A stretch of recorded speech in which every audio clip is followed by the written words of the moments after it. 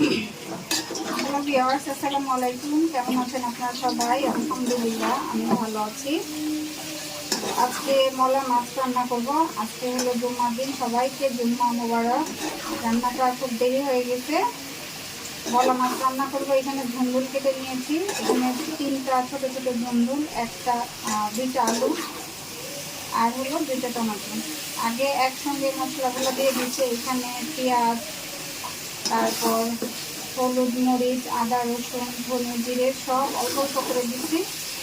আজকে মশলাটা আমি হাতে না খাইনি, আগে একটু কষিয়ে নিব। সবগুলো মশলা সবজির সঙ্গে দিয়ে একটু কষিয়ে নিব। ওরা বলতেছে আজকে মাখানো খাবে না, এইভাবে খাবে। এখন বড় আছে, এগুলো একদম একটু মশলাগুলো কষাই নিব, ভাজা ভাজা করে নিব, তারপর উপর থেকে মাছগুলো ছেড়ে দেবো। মশলাগুলো কষিয়ে তারপর মাছ থাকবে। এখানে কিন্তু লবণ দিতে ভুলে গেছিলাম।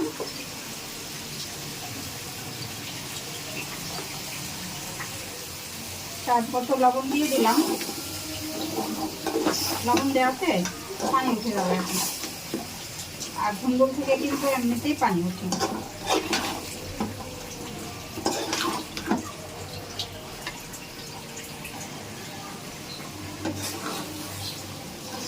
মশলাটা অনেকটাই কষানো হয়ে গেছে। আর এখানে কিন্তু আমি একটু তেল বেশি দিচ্ছি। আর একদম ডিমি ডিমি আগে কষাইনি, যাতে বেশি পানি না উঠে, এই জন্য আমি কাজটা বাড়াই দিয়ে কষাইছি।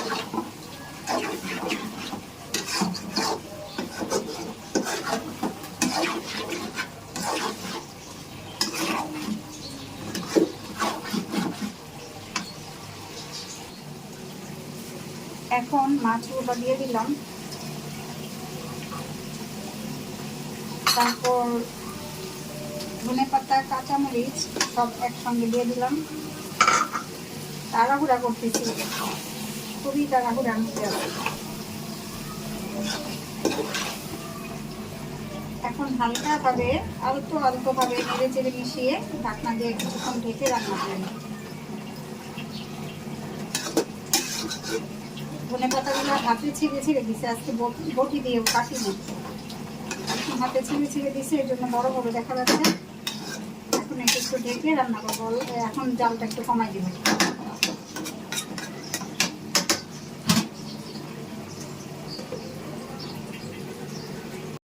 এই যে রান্না কমপ্লিট। এখানে হালকা একটু ঘন ঘন ঝোল ঝোল আছে।